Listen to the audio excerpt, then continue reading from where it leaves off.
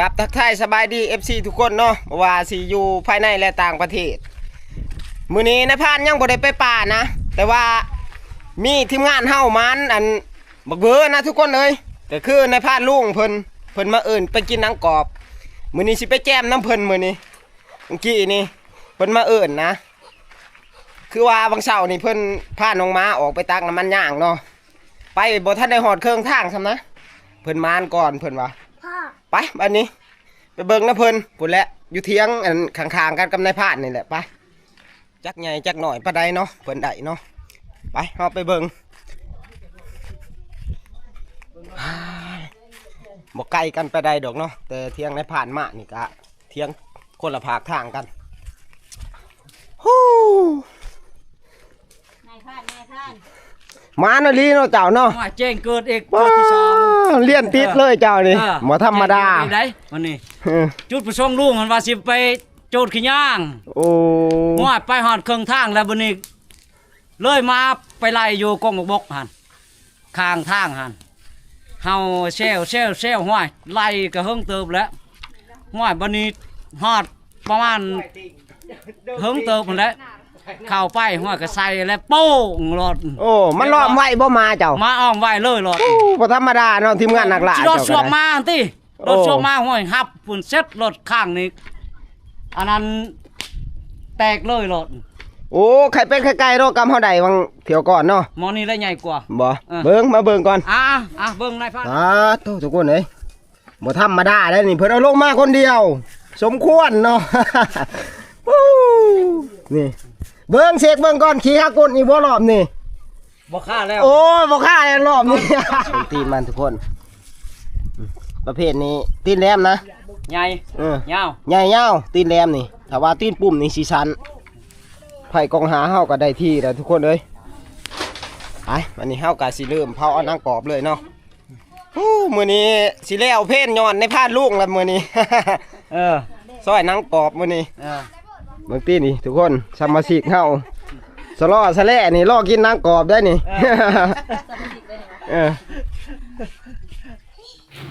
เอาบัดนี้เฮาก็สิเริ่มเผาเอานางกรอบเลยบัดนี้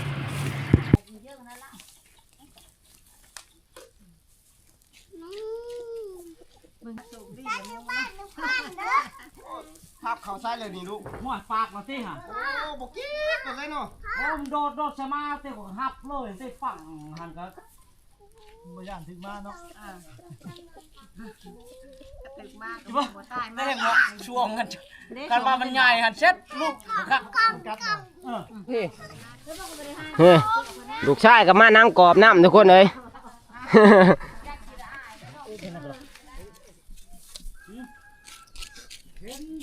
โอ้ไปนำจะโต้มือนี่ลุงมานี่วัดชีโต้เลยลุ่มเป็นลุ่มเลยเนาะวัดเท่านั้นทอว่ามือนะมันโดดล่ำเส้นนวลมือนะอะไรบ้างโอ้ไก่ตูบเลยมือนะใกล้อันนี้ได้มันไหลมือนะไก่ตัวนั้นนะไก่กลัวมักเมื่อชุ่มแล้วเนาะสัมนี่เนาะชุ่มโอ้วันนี้คันว่ามันไล่แม่มันหันบ่ได้ซ้ำอันนี้มันแตกแล้วมันก็ไล่ตัวเดียวเลยไข่ดอกไล่ตัวเดียววัดชีโต้ไล่ตัวเดียว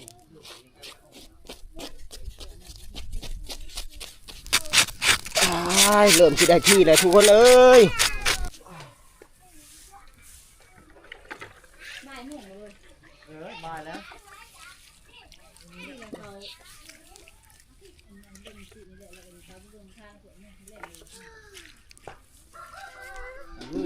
ขึ้นกลางเว้นชัดแก้ว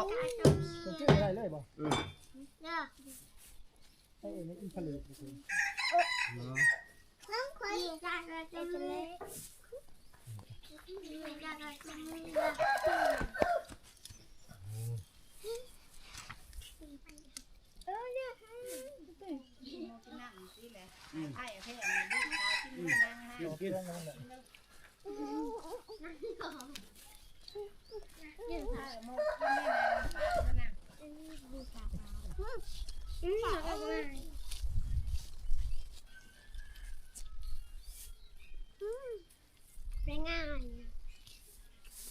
ตอนนี้เฮากะชำแหละแข่งชำแหละคามันออกเป็นทีเรียบร้อยแล้วเนาะ บาดนี้เฮาสิไปเอาออกแต่อันตีนมันนะแต่ขามันเพื่อว่าเฮาสิเฮ็ดแตงพูดส่วนหนึ่งกับแบ่งพี่แบ่งน้องส่วนหนึ่งกับแบ่งไปขายน้ำ โอ้อันนี้ก็มุ่นเท โอ้ยอันนี้มาไปไล่เพราะว่าเดี๋ยวได้ลุงตะวันมา แล้วก็ เฮ้ยเจ้าใช่หรอกเราเก็บ คือเท่าไหร่เพื่อน ไม่ใช่บนนั้น เพื่อสำนึกบ่ได้ยิงครับ โอ้อันนี้มันไล่เลยใครก็ไล่น้ำ ดูเดี๋ยวพัดโน่ โอ้กูพ่อแห้งเลยลูก มันเป็นพวกอะไร นี่ลูกพ่อวิทยาศาสตร์ เอาแม่สมานเลย นี่ทำไมไหว ไม่เลย อันนี้พูดอันนี้ก็เป็นแมงน้องกิน เจ๊จ้าเราอันนี้ ไม่ได้จะเลือกมุ่นเนี้ยโอ้ดูผมคุณไป เอาตอนนั้นเล่าไม่ตะไหมจังไปจ่าใช่ไหม ตักอยู่แบบช็อตใหม่ไปเรื่อยๆเถอะ คุณไปไม่ปลอดได้ได้ นางมันเป็นให้พ่อแม่เฮ็ดให้ชื่ออะไรบ่เฮ้ยพอชื่อบัตรชื่อบุญหาลัดหาโมนี่ก็บ่เห็นก็ว่าเท่านี่ไปใช้ เพราะนั้นเทเกียรติดอกกระแล้วก็ ใช่แล้วเอิ้น ปีกเกียรติเสียโต้กินเลยก็ต้อง น่าหยับอ่ะ ฮะ ดูดิ เราแล้วยังงูว่าง่ายนะมันจะ มาทุกคนกินจุบ้านนี่ นายพาน อยู่บ้านก็ได้กินจุอยู่ป้าก็ได้กินจุนะ เอาเลยด้วยนะตัวดีครับไม่ได้กินนะ ทุกคนเอากินน้ำนายพานเพิ่นทานผู้ชมที่จะได้นายพานแต่ละคนถือว่าตาจนจบบ่ลุก เป็นก้อนแล้ว เลยแล้วค่ะว่าสิเมื่อเด้อ ที่ได้เพื่อนแน่ที่ได้แก้ว ใช่ละอันนั้นพออันนั้นเด้ก็บ่ขึ้นมากิน ว่าเรากินเดี๋ยวมีเดี๋ยวก็กินเด้อ เขาก่อน อันได้นายพานมาแต่งพูดหน่อยลุงเด้ ให้เท่าดีป่ะ 2 ผ่านกำลังงาน 3 ว่าจะบ้า ไม่จ้าพ่อเอ้ย นายพาดได้กินจุอยู่ Chuyện cho cái anh shop mai. นี่นะ Con này mày đó. ทองเตียนเดียวแก ว่าสิได้ชื่อไก่ เตียนเล่นจุดบอกไว้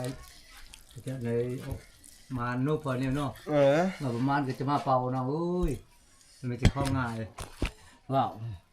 กินอยู่ของป่า ว่าเช็ดเด็ดละ Mò này cái đi. ถ้าทำถึงตันตุ่ม Chụp bây giờ ăn. กระจอกก็ปลาดุกนี่กับเตื้อจังไหน Oh. มันจะเด็กมันปั๊มเลยส่วนเดียวเดี๋ยวพูดนะครับอันนั้นยิ่งกันพูดไล่คก ขึ้นมาตะบนป่วยฮะจ้าหรอ ส่วนนายพานลูกเพิ่นก็ยังแต่งพูดเนาะตัวนี้ก็ผักส่วนหนึ่งก็คือให้พี่ให้น้องผักส่วนหนึ่งก็แต่งพูดขาย เด่นกันกิน Có đấy sự gia súp. สิบ่ได้บ่จักสิพูดเนาะลูกเนาะ Ship bài đấy. พูดเท่าไรแล้วจะเฮ็ดลูก Phụ nâng 50,000. บ่ถึง100กว่าบาทนะ ประมาณอันจักบาทวะ ประมาณ80บาทเนาะ 80. เป็นเงินไทยก็ได้ เพื่อนแล้วดู นี่บ่ทันได้แล้วได้นี่ Nhang ยังบ่ทันได้แล้วได้นี่ เอา Đủ con lẹo. เนี่ยโอ้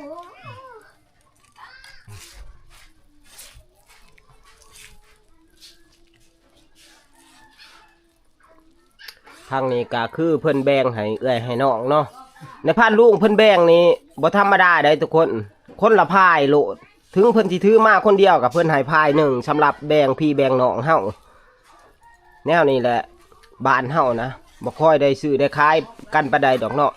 ได้ก็มีแต่แบ่งปันกันกินสามัคคีอ้ายเอ้ยน้องเอา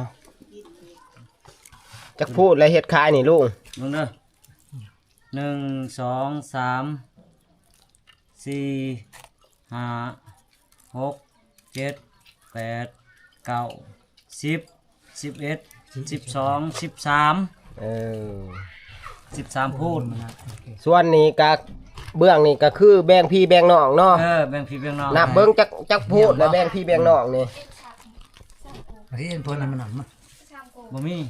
ซุมแบ่งพี่แบ่งน้องนี่ก็หลายเด้ ให้พี่ให้น้อง กิน กิน ซีบอะไร เดี๋ยวเขาไป10คือกันนี่ หนึ่งเพื่อนนี่โอ้ยหนัก มันซี่เนี่ย แ เอาเฮียงทางเฮียงเชื่อบันได แต่ก็มี ผักชีเก่าปีกระด ปีกระด ำนี่แม่นบดน้ำมัน ำเชื่อไอ้ติปอดติปก็ ปวดที่เท่าไหร่ปวดเฮ้ย ลาไปแล้วปนอยู่ล่างกระซ่า ไปโจกันปีกระดำอยู่แล้วปะนะอำเภอไหนอันเนาะ ไหน บ้านนี้เฮากะแล้วทั่วบุรีแล้วอะไรสิได้เมื่อได้ลูกนี่ สุกดีในผ่านอ่ะ ขอบมุกขอบใจหลายๆอ่ะขอบใจโชคให้มานเด้อต่อหน้าก็ได้ไปบ้านนี้เมื่อเฮือนเฮากินอิ่มเลยเอาแซวนี้นะบ้านนี้พี่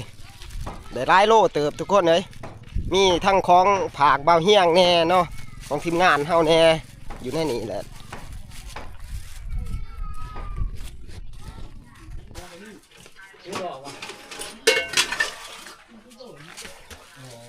เ